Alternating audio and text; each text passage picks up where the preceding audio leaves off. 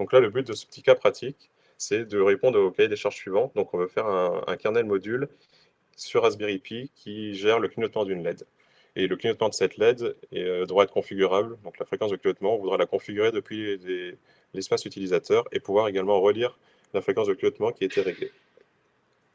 Donc ce squelette qu'on va voir ensemble, ça sera votre squelette de base après pour la réalisation de tous vos prochains modules de driver. Et donc il est le plus simple possible pour avoir toutes les bases et les premières étapes. Donc on va regarder le code source ensemble d'abord. Là, ok, vous devez voir mon écran, ça va être bon. Donc c'est un fichier C, comme on pourrait retrouver pour une application dans l'espace utilisateur, sauf que c'est des includes qui correspondent aux sources du kernel. Donc là, on n'est pas dans la libc, chaque fonction est spécifique au kernel, et donc la plupart des fonctions par contre qu'on retrouve dans la libc ont leur équivalent côté kernel. Par exemple, le printf s'appelle printk côté kernel, mais donc tout le code est différent. Donc ensuite, on retrouve des defines qui vont être utilisés dans notre code de driver spécifique. Après, on a toute une série de macros.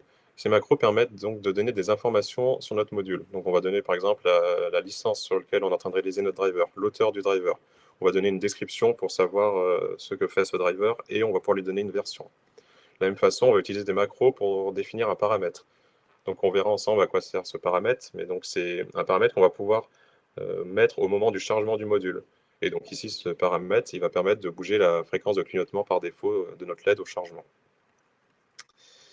Donc ici, on retrouve quelques variables globales qui sont nécessaires à la réalisation de notre driver spécifique. Et après, on va retrouver le corps de notre driver. Donc là, ici, on a le handler de tâche de notre fonction de clignotement, donc qui permet d'attendre, de lancer notre tâche, d'attendre une certaine durée pour à nouveau faire toggle la GPIO sur laquelle est branchée la LED. Donc, après, on va retrouver les différentes files opérations dont je vous ai parlé tout à l'heure, qu'on va venir surcharger pour donner les accès de lecture et d'écriture sur notre driver. Donc la fonction d'ouverture, elle ne va pas faire grand-chose, elle va juste simplement afficher un print avec une information comme quoi on a fait appel à cette fonction d'ouverture. La même chose pour la fonction de fermeture, elle va simplement afficher un message pour dire que le module s'est fermé. Par contre, dans l'écriture, on aura à faire du traitement. Donc la fonction d'écriture, elle va venir récupérer depuis l'espace utilisateur un entier et utiliser cet entier comme nouvelle fréquence de clignotement pour mettre à jour la fréquence de clignotement de notre LED. Donc on voit qu'on échange les informations entre l'espace utilisateur et le kernel via des pointeurs sur des buffers. Et donc il ne faut pas directement lire le buffer comme on pourrait le faire dans notre propre appli en user space. Il faut bien utiliser les fonctions qui sont intégrées dans les sources du kernel pour venir faire ces copies. Parce que ces fonctions, elles intègrent tout un tas de vérifications, notamment aussi de vérification de l'indianness de notre buffer pour avoir du coup un driver qui est compatible n'importe quelle architecture. Et donc on vient récupérer cet entier et on l'utilise comme nouvelle fréquence de clignotement. De la même façon, la fonction de lecture, donc elle, son but, c'est de remonter des informations depuis le kernel vers l'espace utilisateur. Et pareil, on ne vient pas écrire directement dans le buffer qui est changé entre les deux, on vient utiliser des fonctions de read et de write qui sont proposées directement dans les includes du kernel. Et donc là, on vient construire une chaîne de caractères en venant reconstruire un message avec la fréquence de clignotement courante. Une fois qu'on a défini nos fonctions spécifiques de file opération, donc on vient remplir notre structure pour notre driver. Et donc là, on aura notre structure à utiliser. Et cette structure, eh ben, on va la register pour le driver qu'on est en train d'écrire. Donc ici, on choisit le nom qu'aura notre nœud. Donc c'est le nom qu'on va retrouver dans /dev, ici tout à l'heure, quand on l'aura compilé. Et on lui donne son numéro. Donc normalement, on donne un numéro mineur majeur. Mais ici, comme on fait un module de test, on va lui donner un numéro dynamique. Et donc c'est le kernel qui va de lui-même choisir un numéro au moment du chargement. On n'a pas besoin de lui spécifier à la main le numéro majeur et mineur qu'on veut lui attribuer. Donc il reste après une dernière partie, c'est faire l'initialisation et l'exit de notre driver. Donc l'initialisation, on va commencer par afficher un message pour dire qu'on est en train de faire l'init de notre module. La première partie, c'est faire le register de notre driver. Donc à partir du moment où on aura fait ce register, on va créer notre nœud dans /dev et on aura accès à notre driver. Ensuite, on va configurer et allouer les ressources hardware qu'on a besoin. Donc ici, c'est juste configurer la GPIO sur laquelle sera branchée la LED, lui donner sa valeur par défaut. Donc nous, on va après déclarer notre tâche et démarrer notre tâche. Donc là, on va associer le handler qu'on a vu précédemment et le démarrer avec le case thread run. Et en fin d'initialisation, on met un message pour dire que tout s'est bien passé et on sort. La fonction exit sera celle qui va être appelée au moment où on va vouloir décharger notre module et décharger notre driver. Donc là, on va refaire l'inverse de tout ce qu'on a fait dans notre init. Donc le but, c'est libérer toutes les ressources qu'on aurait pu s'allouer pour notre driver. Donc on va commencer par mettre un petit message pour dire qu'on est en train de faire l'exit. On libère la ressource de /dev, donc on libère le nœud. On stoppe la tâche. On remet la GPIO qui pilote la LED à 0 par défaut et on le export si notre ressource vous voulez l'utiliser plus tard. Et après, on a des macros qui permettent de linker notre fonction d'init et exit spécifique à notre driver via un module init et via un module exit. Donc voilà, là, c'est vraiment le code le plus basique qu'on peut avoir pour réaliser un premier module char driver sur Linux embarqué. Donc ce code, comme pour une application user space, on va devoir le compiler. Donc pour compiler ce code, on va utiliser un makefile. Et donc voilà à quoi va ressembler notre makefile. Donc ici, le objet-m va spécifier qu'on va compiler notre driver comme un module. Donc la sortie de notre compilation sera un module qu'on pourra charger et décharger dynamiquement. Et après, donc, on a besoin de lui spécifier le chemin vers les headers de notre version de Linux pour lequel on est en train de compiler. Donc là, ce makefile, pour le moment, vous pouvez voir que je ne cross-compile pas. Donc normalement, la bonne pratique à faire quand vous allez réaliser vous-même votre driver, c'est que vous allez cross-compiler. C'est-à-dire que vous allez développer votre driver sur votre PC de dev, vous allez compiler depuis le PC de dev pour une architecture ARM, et vous allez tester ensuite directement sur votre cible.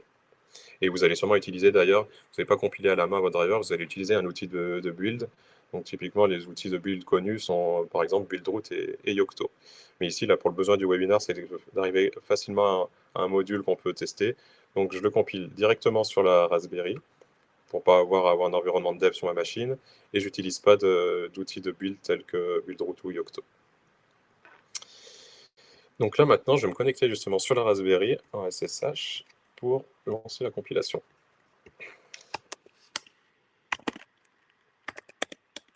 Donc ici, je retrouve mon fichier source et mon makefile. Donc pour compiler, j'exécute la commande make, qui vient chercher donc les sources de kernel qui correspondent à ma distribution installée.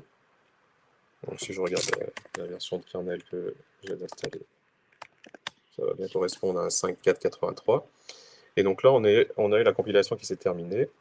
Et si je regarde en sortie de compile, le module qui nous intéresse, donc le module driver, c'est l'extension, c'est un .ko. Donc on retrouve ici. Et donc c'est lui qu'on va pouvoir commencer à utiliser et à tester et voir comment on l'utilise sur notre système. Donc pour charger un module driver, la commande, c'est sudo insmod et le nom de notre module. Donc pour information, toutes les commandes qu'on va voir ensemble ici, donc à la fin du webinaire, vous aurez des fichiers. Donc vous récupérez le fichier source avec le squelette, un readme avec l'ensemble des commandes qu'on va voir ici. Dans le readme, il y aura également les différentes commandes qu'il faudra que les 2-3 commandes à lancer sur votre distribution Raspbian pour être capable de compiler votre kernel sur votre cible. Et vous aurez également le makefile dans les fichiers sources que je vous donnerai en fin du webinaire. Donc pour charger le module, c'est sudo insmod GPIO control. Donc ici, je vais juste vous montrer. Hop. Donc là, vous avez la baseboard avec la Raspberry, avec la LED branchée. Et donc quand je vais charger le module, la LED devrait commencer à clignoter. OK. Donc là, on a chargé le module. Donc j'ai ma LED qui commence à être pilotée. Donc c'est-à-dire que j'ai ma tâche qui s'est lancée et qui est exécutée. Donc la première chose à regarder, c'est les logs qu'on a vus. Donc on avait des print info qui se passaient au moment de l'initialisation. Donc tous les logs des drivers et des modules drivers se passent dans des messages. Donc des messages permettent d'afficher tous ces logs drivers. Et donc on peut voir que les derniers logs qui sont arrivés, c'est les logs de mon GPIO control pour l'initialisation de mon module. Donc on voit qu'on est arrivé au bout de l'initialisation et que ça s'est bien passé. Pour décharger un module, l'inverse de la commande insmod, c'est la commande rmmod. Donc si je fais rmmod de mon module, donc déjà je vais juste vous montrer, la LED va s'arrêter. OK. Et donc, si je regarde à nouveau mon des messages, je vais avoir les infos comme quoi le module s'est stoppé et est sorti. Donc, on a vu qu'on pouvait passer un paramètre au module. Donc, le paramètre, on le passe au moment du ins_mode. Et donc, si je veux passer mon paramètre, donc je reprends juste le nom du paramètre que j'ai défini dans mon fichier C. Donc, le nom du paramètre, c'est ce qu'on a donné dans la macro ici, juggling period. Et donc, je vais par exemple dire que cette fois, je veux que ma fréquence de clignotement par défaut soit 1 seconde au changement du paramètre. Et donc là, hop, on recharge à nouveau le module, mais là, du coup, avec une fréquence de clignotement différente. Et donc, si je regarde à nouveau mon messages, je vais pouvoir voir que mon module s'est chargé à nouveau comme il faut. On peut regarder la liste de tous les modules qui sont chargés, donc tous les shard drivers qui sont chargés sur notre système actuellement via la commande lsmod. Donc si je fais lsmod, je vais voir l'ensemble des modules qui sont chargés. Donc je vais retrouver mon GPIO control qui est ici. Donc, vous avez compris, quand je vais décharger mon module, il va disparaître de la liste des modules chargés en cours. Donc au moment où on charge notre module, on a une entrée qui se crée donc dynamiquement dans sys classe module avec le nom sys module pardon, avec le nom du module. Et ici on retrouve différentes informations sur à propos de notre module. Par exemple, on va retrouver la version qu'on avait définie dans la macro de notre code source. On va retrouver également un dossier parameters où on va retrouver les différents modules que va prendre dans notre shard driver. Donc on aurait pu mettre plusieurs paramètres si on avait voulu au chargement. On a retrouvé la liste des paramètres ici sous forme de fichier. Et on peut d'ailleurs relire ce fichier directement depuis l'espace utilisateur. Donc là, on voit bien que on relie le 1000 que j'ai passé en paramètres au chargement. Les droits d'accès sur ces paramètres, ils sont gérés via la macro qu'on a vu dans le code source tout à l'heure, ici. Donc c'est la même chose que les droits quand on fait un chmod dans notre user space. Et donc ça donne le droit sur le fichier de paramètres. Donc la bonne pratique à faire, ici je l'ai mis pour les besoins de test, je l'ai autorisé en écriture. Donc ça veut dire que je pourrais très bien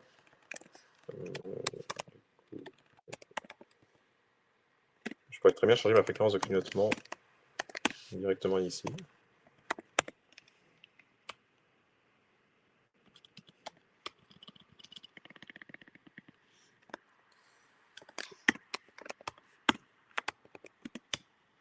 Et passer à 500.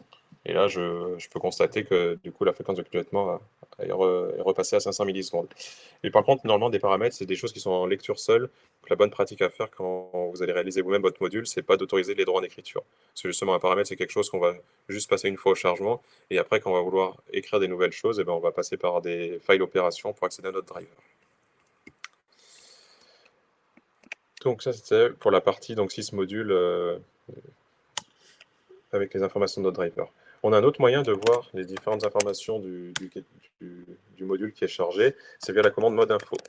Donc si je fais mode info de mon GPIO control,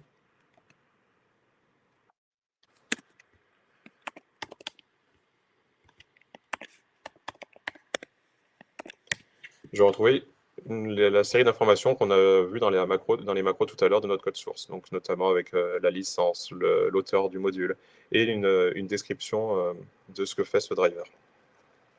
Si je m'amuse à regarder les autres drivers qui sont chargés, je peux regarder un driver qui est directement intégré sur Raspberry Pi, un module, et je peux faire la même chose.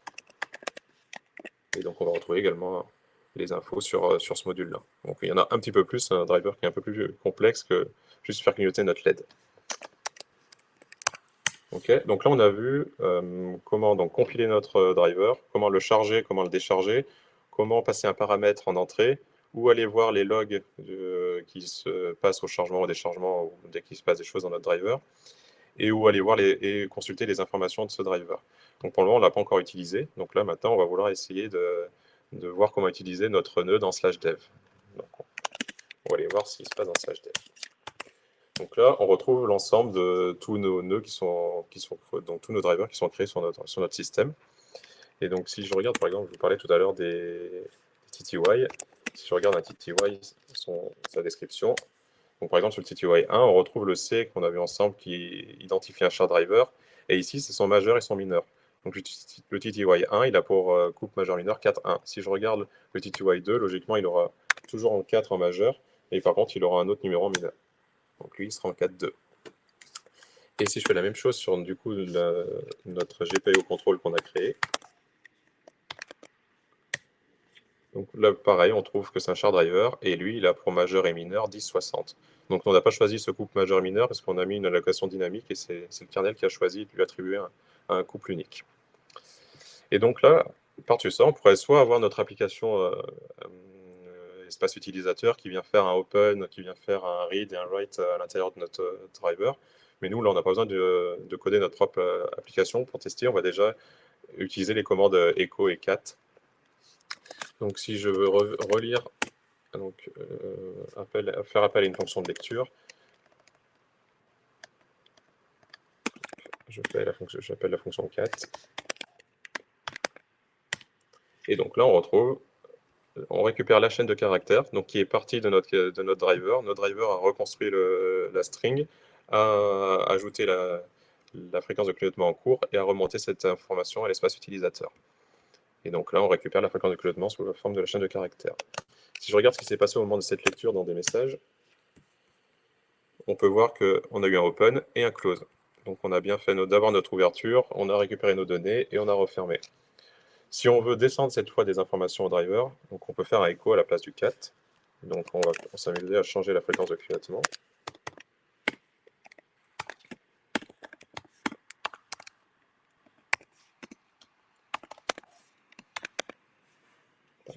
Je veux juste vous montrer qu'on est bien en train de bouger la fréquence de clignotement.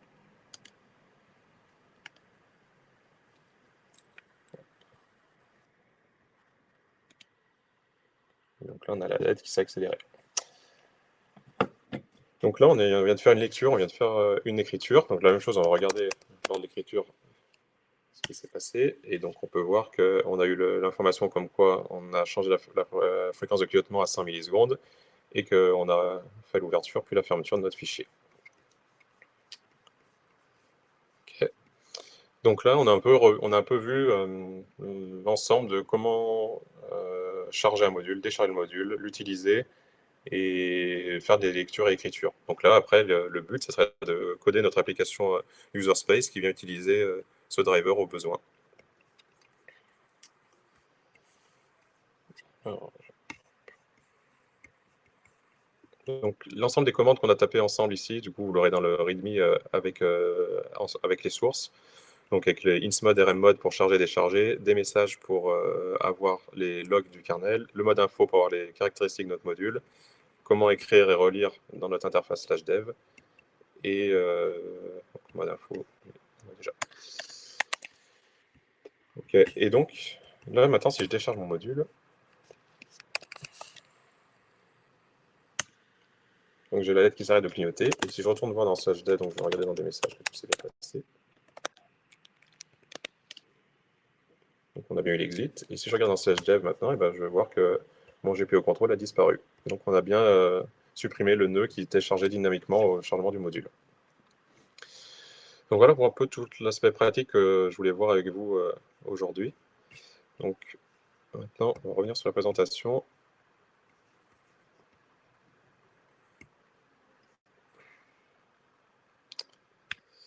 Et on va faire un petit bilan pour voir quelle serait la suite. Donc là, pour les besoins du webinaire, j'ai imaginé un module le plus simple possible en faisant du coup des raccourcis. Au final, ce module, il vient piloter une LED, et la bonne pratique, ça aurait été d'utiliser l'API déjà existante dans le driver du pilotage de LED en utilisant la fonction LED class dev register. Pour le moment, c'est un module qui permet juste d'être chargé-déchargé, et il n'a pas de probe et de unprobe comme on pourrait retrouver dans un autre driver. On a juste une fonction d'init et d'exit. Et donc, comme on n'a pas de probe et d'unprobe, on n'a pas de lien avec le device tree. Donc après, là, le travail suivant pour la prochaine réalisation de driver, donc déjà, ce serait d'aller dans les sources du kernel et d'aller voir un exemple qui correspond au hardware que vous allez devoir développer. Par exemple, si vous devez faire un driver de LED, et bien vous iriez voir dans les sources, dans driver et dans LED, et en choisir un exemple de base duquel partir et s'inspirer. Donc après, ce sera un mix entre le squelette que je vous ai donné et l'exemple de base dans les sources du kernel pour réaliser votre propre driver de LED. je vous conseille de toujours aller voir sur le code mainliné les exemples de sources, de fichiers sources pour réaliser votre driver. Parce que quand vous allez chercher sur Internet, vous allez trouver beaucoup d'autres exemples qui ne sont pas forcément à jour et ne respectent pas forcément les bonnes pratiques de ce qu'il faut faire lors de la réalisation de votre propre driver. Une fois que vous aurez réalisé votre propre driver, de la même façon qu'on a utilisé des fonctions module init, module exit pour faire la registration de notre driver, vous aurez un module platform driver qui va vous faciliter la vie et permettre de register le driver dans votre système. Et une fois que vous aurez du coup registré votre driver, compilé et ajouté votre module, et bien, il faudra recompiler votre device tree pour ajouter l'entrée à ce nouveau driver. Donc vous avez le mot-clé compatible qui permet de faire le lien entre l'entrée dans le device tree et la déclaration de votre driver. Et au chargement, du coup, bah, le driver pourra venir récupérer des informations dans le device tree. Et là, vous aurez fait un driver complet sur un système Linux embarqué.